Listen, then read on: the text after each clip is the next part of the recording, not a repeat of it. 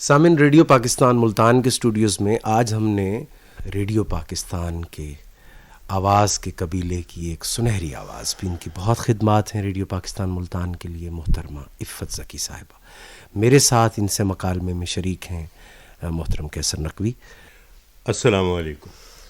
وعلیکم السلام۔ قیصر کیسے ہو؟ الحمدللہ۔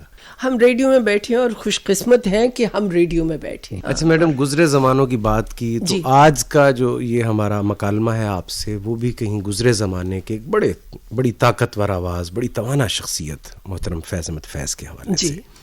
جی، پہلا سوال آپ سے یہی ہے کہ فیض صاحب سے آپ کا پہلا تعارف کب ہوا، ان کی شاعری کے حوالے سے؟ فیض صاحب سے میرا پہلا تعارف، دیکھیں جی، میں آپ کو سچی بات بتاؤں، خواتین ایسی بات بتایا نہیں کرتی جی، لیکن میں آپ کو بتا رہی ہوں کہ میں 8th کلاس میں پڑھتی تھی جب فیض صاحب کی، that was way back in, سن نہ بتایا، اچھا 50s کی بات ہے، ہاں چلو بتا ہی دوں، اب کیا حرج ہے۔ اچھا، تو فیض صاحب کی کتاب نقش فریادی چھپی تھی، اور مجھے نہیں معلوم کہ مجھے کیسے اور کہاں سے اتنی دلچسپی شاعری میں تھی کہ میں جو اپنی پاکٹ منی جو ملتی تھی اس سے میں شاعری کی کتابیں خریدتی تھی، فیض صاحب کے علاوہ بھی، اور جو ساحر تھے، ساحر لدھیانوی، ان کی کتابیں خریدتی تھی۔ لیکن یہ اس کتاب کا بھی، نقش فریادی کا بھی نہیں، یہ جو امپیکٹ فیض صاحب کا میرے پہ تھا وہ ایک شعر کی وجہ سے تھا۔ جی، اس وقت کے ایک بڑے معروف اخبار میں، آج کل بھی معروف ہے وہ اخبار،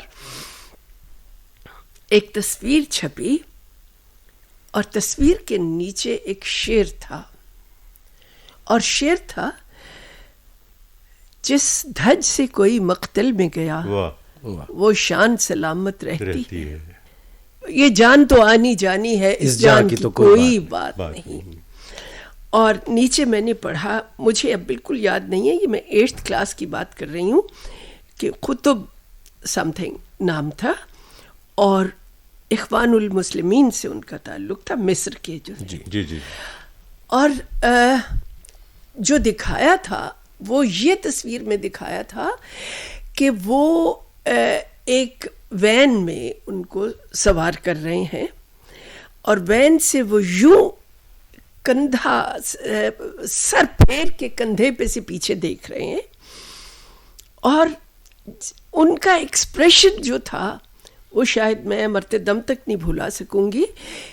ایکسپریشن یہ تھا کہ I care two hoots for this life، کہ مجھے اس زندگی کی ایک ذرہ برابر بھی پرواہ نہیں۔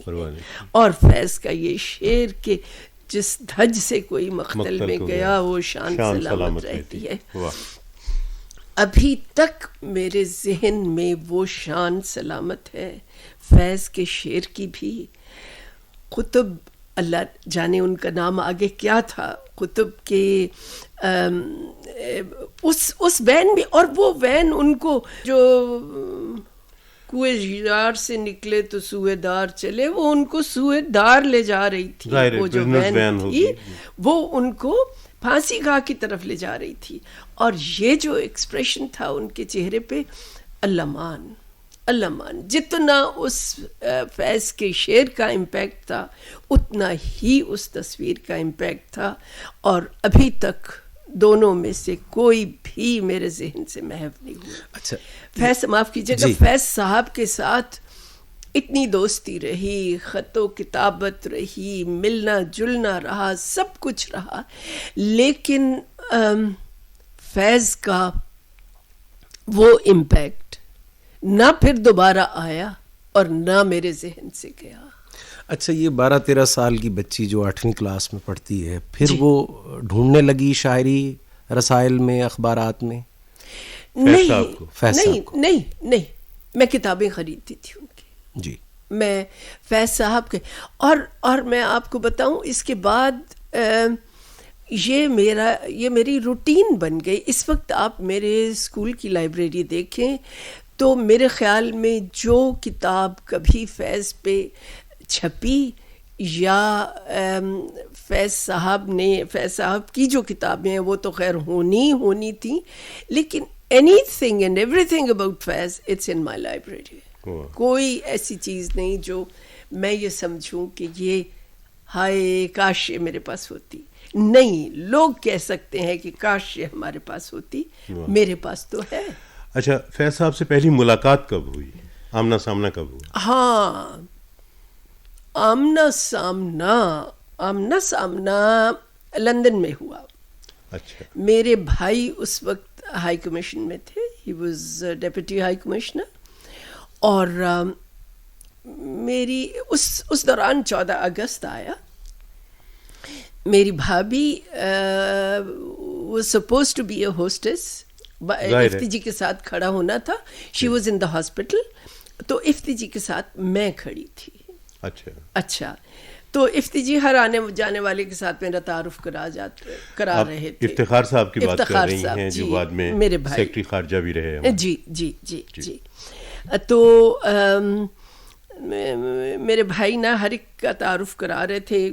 آئی مین امٹیریل کس کا تعارف کرا رہے تھے, نہ مجھے کوئی یاد ہے.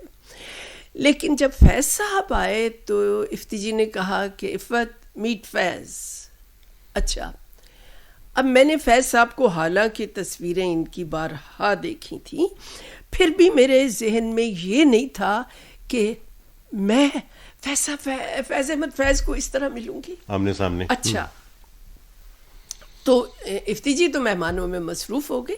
میں نے ان سے آہستہ سے پوچھا یوں کر کے, افتی جی فیض احمد فیض, تو انہوں نے نہیں مجھے سنا. ان کے پیچھے جو کھڑے تھے صاحب, انہوں نے کہا ہاں یہ وہی. اچھا, اب فیض صاحب تو نیچرلی اپنا پارٹی میں وہ گم ہو گئے, اور میں اپنی پلیٹ اٹھا کے ایک طرف آ گئی کہ مجھے موقع ملے. اور فیض صاحب سے اس وقت بھی جو میں نے سب سے پہلی بات کی وہ اس شعر کی تھی جو اخبار میں تھا, جس کا میں نے جس در سے کوئی مقتل ہاں جی, جس کا ذکر ابھی میں نے کیا. تو جواب میں انہوں نے کچھ کہا جب آپ نے تذکرہ کیا اس شعر کا؟ نہیں, وہ کہا نہیں کرتے تھے, وہ صرف مسکراتے تھے اور ایک دم سے رہتے تھے. بس سگریٹ ان کا رہتا تھا, اور بس انہوں نے مسکرا کے اس طرح میری طرف دیکھا. وہ کچھ اس طرح سے آئے, مجھے اس طرح سے دیکھا. تو فیض صاحب نے کچھ اس طرح سے دیکھا کہ جیسے یہ کہا ہو کہ آئی ایکنالج یور اپریسیشن. بس یہی ہوا. لیکن آپ نے فیل تو کیا ایک بڑے آدمی کی خاموشی یا اس کی مسکراہٹ بھی تو فل آف ایکسپریشن ہوتی ہے. وہی وہ تو مہربان لگا, وہ مسکراہٹ میں آپ کو مہربان لگی. جی. اس گیٹ ٹوگیدر میں گفتگو بھی آپ کو یاد ہے وہاں نہیں یاد. اچھا چلیں تھوڑا اسے کٹ شارٹ کرتے ہیں اور آتے ہیں. فیض صاحب آپ کے مہمان پہلی بار کب ہوئے؟ ہاں, یہ بھی دس از آلسو 70 کی دہائی میں ٹرکی کوسچن. ہاں جی, 70 کی دہائی میں ہی ہے, ارلی 70s میرے خیال میں. اس دوران خط و کتابت تھی آپ کی؟ Not much. اچھا, خط و کتابت ساری بات کی ہے. اچھا, جب وہ آئے اور ہسپتال, ہمارے ہسپتال کے پاس ہمارا گھر تھا, اور کوئی اتنا کمفرٹیبل گھر نہیں تھا, وہ والا گھر جو تھا میرا. تو فیض صاحب بس انہوں نے ڈیسائیڈ کیا, مجھے لگتا ہے میں نے ضرور بلایا ہوگا, لیکن میرے خیال میں انہوں نے کہا کہ بھائی اب کی بار ہم تمہارے مہمان ٹھہریں گے. اچھا. تو وہ اس زمانے میں قصور گردیزی کے گھر ٹھہرا کرتے تھے. اس سے پہلے؟ جی, کیونکہ پھر اس کے بعد تو مجھے یاد ہے کہ کہاں راجہ بھوج اور کہاں گنگا تیلی, میں بیچاری, میرا چھوٹا سا گھر اور یہ سب کچھ. اور میں نے خیر فیض صاحب آئے اور میں نے اپنی طرف سے آسمان زمین ایک کر دیا ان کو کمفرٹیبل بنانے میں. ہاں, ان کے مہمان آتے. آسمان زمین ایک کرنے کا اتنا موقع بھی نہ ملا، کیونکہ دن چڑھتا تھا تو لوگ آنے لگتے تھے، اور شام کو جب فیض صاحب بالکل تھک کے چور ہو جاتے تھے تو آخری مہمان کو لٹرلی میں گھر سے باہر کر کے تو دروازہ بند کر کے آتی تھی، اور میں فیض صاحب سے کہتی تھی فیض صاحب پلیز سو جائیے اس سے پہلے کہ آپ کو لیپس کر جائیں. مگر ایک ان کی سب سے بڑی ایک بات یہ تھی کہ وہ بات بہت کم کرتے تھے، سنتے رہتے تھے، آپ کی سنی، میری سنی، ان کی سنی، بس وہ اپنا سگریٹ سلگائے. بہت بہت سی باتیں اس زمانے کی مجھے یاد آتی ہیں. میرے خیال میں شب برات تھی ایک دفعہ جب فیض صاحب ہمارے ہاں آئے تو میرے بچے چھوٹے چھوٹے دیے بنا کے تو وہ اس کے گھر کے اوپر رکھ رہے تھے، اور فیض صاحب نے کہا کہ تمہارے گھر کی یہ چیز مجھے بہت اچھی لگتی ہے، اس میں مشرقیت بہت ہے. واہ، اچھا میڈم، یہ کھانے کے حوالے سے تو آپ نے بہت باتیں کر لی، اور ویسے ہم اگر سجاد سوال کریں گے میڈم سے کہ فیض صاحب کی کچھ باتیں سنائیں تو یہی ایک دو جملے بھائی سے شروع ہوں گے. اور ہم ہمیشہ ہم کا صیغہ استعمال، ہمیشہ. ایک دفعہ میں نے کہا فیض صاحب سے کہ فیض صاحب آپ میں سے ہم کیسے ہو گئے؟ کہنے لگے بھائی ہم اپنے آپ کو کچھ نہیں سمجھتے، ہم تو عوام میں سے ہیں، ہم ہیں، میں تو خدا کی ذات ہے. میں تو خدا کی ذات ہے، ہم تو عوام میں سے. یہ چاہتا تھا جی کہ فیض صاحب کی باتیں ان کے خطوط کے ذریعے تو وہ آپ سے بہت باتیں کرتے تھے، تو کچھ خطوں میں سے اگر ایک دو اقتباس آپ پڑھ کے ہمیں. دیکھو قیصر، سب سے پہلے تو میں خطوں کا یہ کہوں گی کہ بہت لوگوں نے فیض صاحب کے خط مجھ سے مانگے. بائی دا وے ایک دفعہ میں نے فیض صاحب سے کہا، میں نے کہا فیض صاحب اچھے اچھے خط لکھا کیجئے، میں نے اپنے بچوں کا وظیفہ روس سے لینا ہے، آپ کے خط آپ کے. کہنے لگے کہ اچھا خیر چلیے، جملہ معترضہ. بہت سے بچوں نے، کچھ لوگوں نے، کچھ بڑوں نے بھی خط لیے مجھ سے، لیکن آج جب میں آنے کے لیے اپنے یہ میں خط نکال رہی تھی تو میں نے دیکھا کہ بہت سے خط مسنگ ہیں، بہت سے، چلو بہت سے نہ بھی ہوں، 3-4 جو چیدہ چیدہ خط میرے ذہن میں تھے. ایک ان کا آخری خط جس میں انہوں نے جس کے متعلق میں نے مضمون بھی ایک پڑھا تھا، اس میں فیض صاحب نے لکھا تھا کہ دیکھو بہت دنوں سے فیض صاحب سے میرا کوئی رابطہ نہیں تھا. اس کی کچھ میری ذاتی وجوہات تھیں. خیر، بہت دنوں سے رابطہ نہیں تھا. فیض صاحب نے طرح طرح سے مجھے جگہ جگہ سے، بیروت سے، بلغاریہ سے، ادھر ادھر سے خط بھیجوائے، میں نے جواب نہیں دیا. پھر جب لاہور آئے فیض صاحب تو نہ رہا گیا مجھ سے، میں نے فیض صاحب کو خط لکھا. تو وہی خط میں ڈھونڈ رہی تھی، وہ خط نہیں ہے. اس میں انہوں نے لکھا، آخری خط جو تھا ان کا، اس میں انہوں نے لکھا کہ اتنے دنوں سے مجھے معلوم نہیں، لیکن something to this effect, جو میں بتانا چاہتی ہوں وہ مدعا ہے اس میں، کہ وہ تم نے نہیں اتنے دنوں سے رابطہ کیا یا نہیں خط لکھا تو ہم نے سوچا کہ دوستی کوئی قرض تو نہیں جس کی ادائیگی کا مطالبہ کیا جا سکے. یہ لٹرلی یہ خط مجھے کھا گیا، اور میں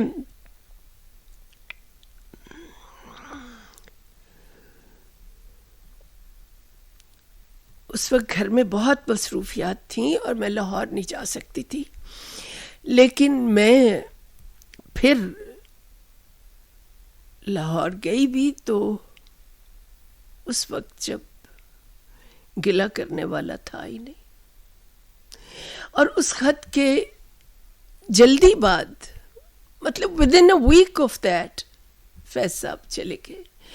جب میں نے ان کی بیماری کا سنا تو میں نے کہا کہ کم واٹ میں، آئی ہیو ٹو گو، مجھے ہر صورت جانا ہے فیض صاحب کے پاس. اور اس دن میں تیار ہو رہی تھی کہ میں ان کے پاس ہاسپٹل جاؤں گی. تو ہاسپٹل کا تو موقع ہی نہ ملا، بس وہ یہ گلا کر کے تو چل دیے. باقی جو خط ہیں قیصر وہ بہت خوبصورت خط ہیں، یہ میں کہاں تک سنوں گی، کہاں تک سناؤں. فیض صاحب کے خط ہیں تو ہر خط میں کچھ نہ کچھ تو. جی تمہارا بس ایک ہی خط ملا. آج ہماری سری نگر روانگی ہے، وہاں سے 1 ماہ کے لیے ہندوستان، اور اس کے بعد کچھ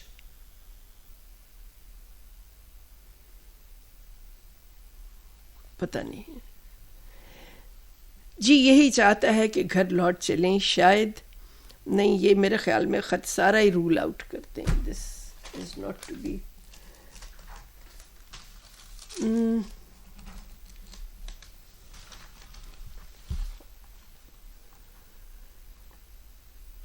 عفت، بہت ندامت بھی ہے اور رنج بھی کہ اس بار کشاکش روزگار نے ملاقات کی مہلت ہی نہ دی. گزشتہ کئی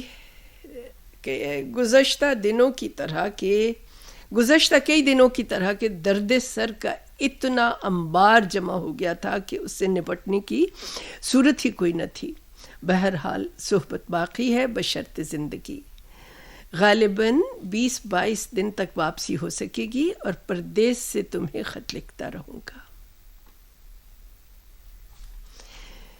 ایک فیض صاحب یہ کرتے تھے کہ سن نہیں لکھتے تھے، تاریخیں بھی میں نے یاد کر کر کے لکھیں.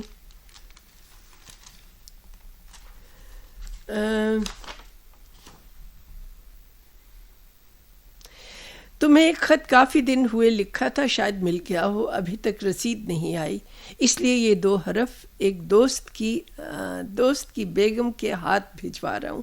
میں نے کہا تھا نا کہ فیض صاحب جہاں بھی جاتے تھے مجھے خط لکھتے رہتے تھے، لیکن انفارچونیٹلی اس وقت ایسا تھا کہ فیض صاحب کے خط سینسر ہوتے تھے اور وہ سیدھے پہنچ نہیں سکتے تھے. تو اس لیے by means and ways he used to send me the letters.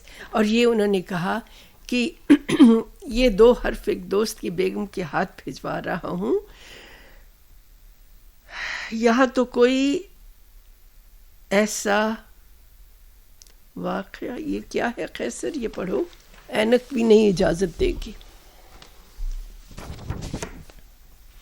یہاں تو کوئی ایسا مسئلہ درپیش نہیں. ہاں یہاں تو کوئی ایسا مسئلہ درپیش نہیں، البتہ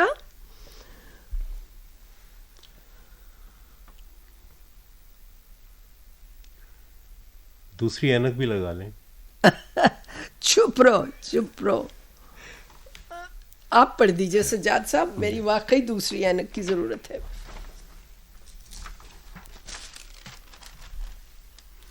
یہ خط انہوں نے بیروت سے لکھا تھا. یہ خط ہے بیروت سے، اور جیسا کہ آپ نے کہا کہ سال نہیں ہے اس میں، جنوری کی 7 تاریخ. پیاری عفت، تمہیں ایک خط کافی دن ہوئے لکھا تھا، شاید مل گیا ہو، ابھی تک رسید نہیں آئی، اس لیے ایک دوست کی بیگم کے ہاتھ بھجوا رہا ہوں. یہاں اور تو کوئی ایسا مسئلہ درپیش نہیں، البتہ خط ہوائی جہاز تو کیا، کبوتر کی چال بھی نہیں چلتے، اور موسم مزاج یار سے بھی زیادہ ناقابل اعتبار ہے.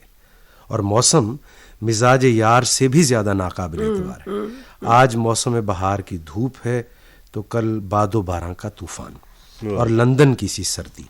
موسم کے علاوہ یہاں کا اونٹ بھی کروٹ بدلتا رہتا ہے، لیکن ابھی تک کسی دقت کا سامنا نہیں ہوا. باقی اطلاع آنے پر آئندہ. بہت سا پیار.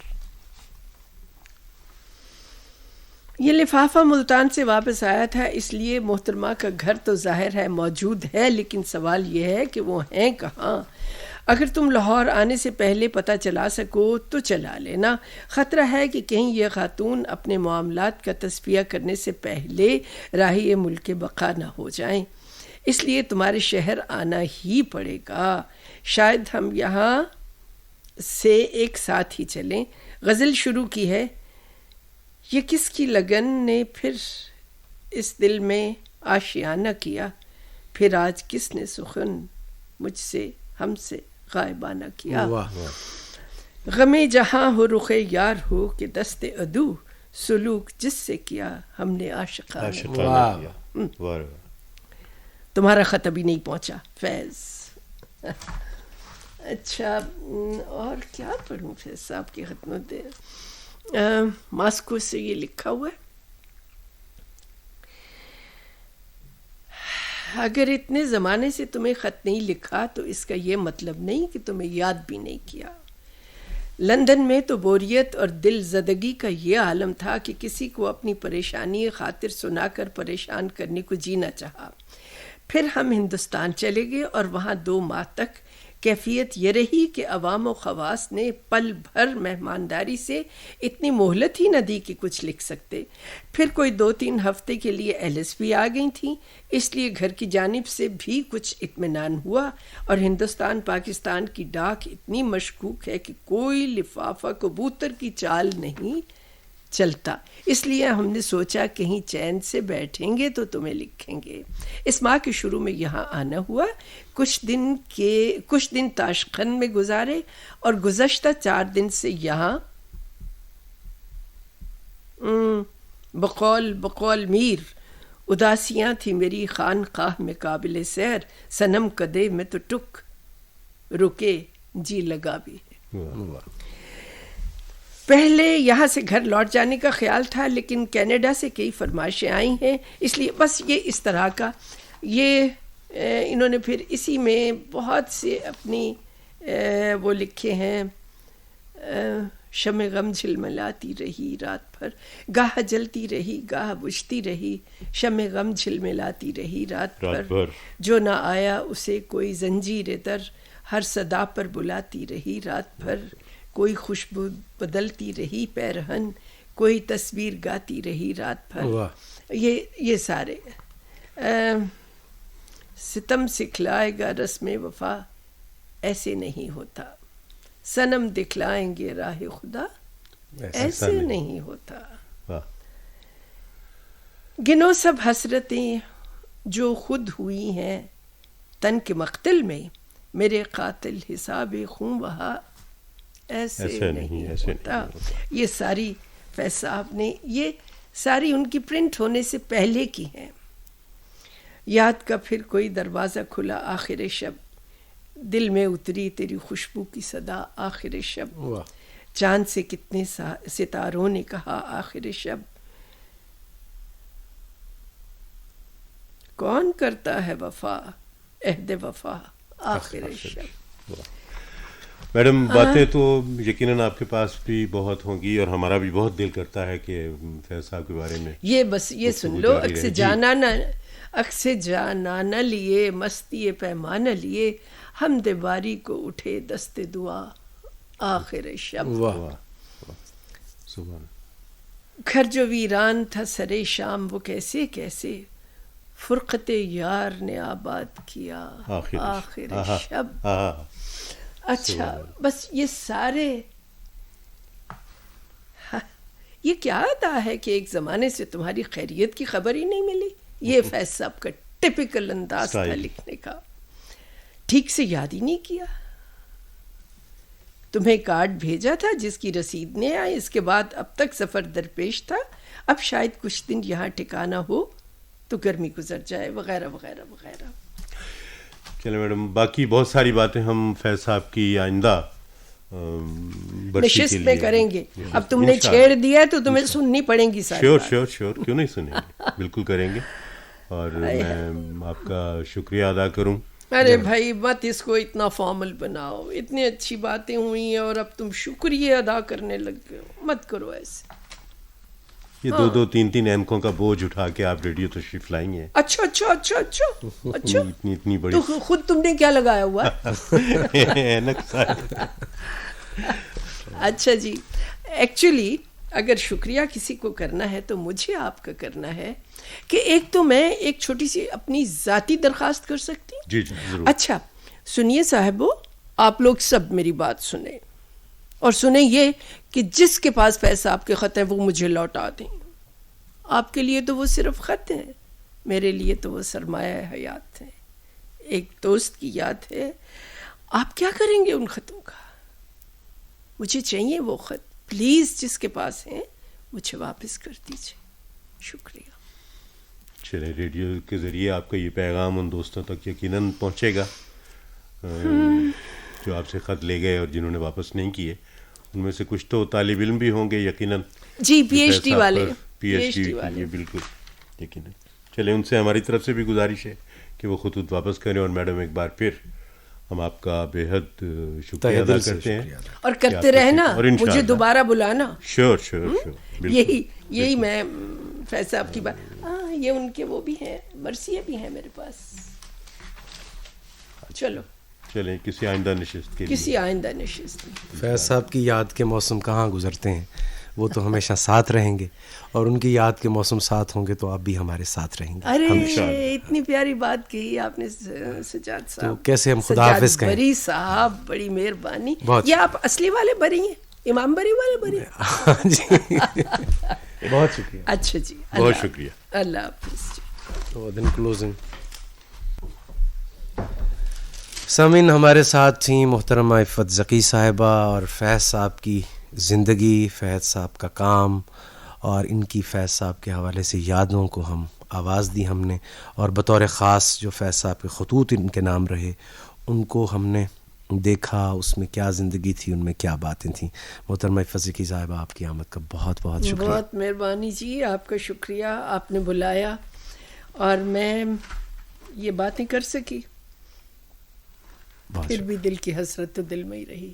بہت بڑی مہربانی جی، بہت شکریہ.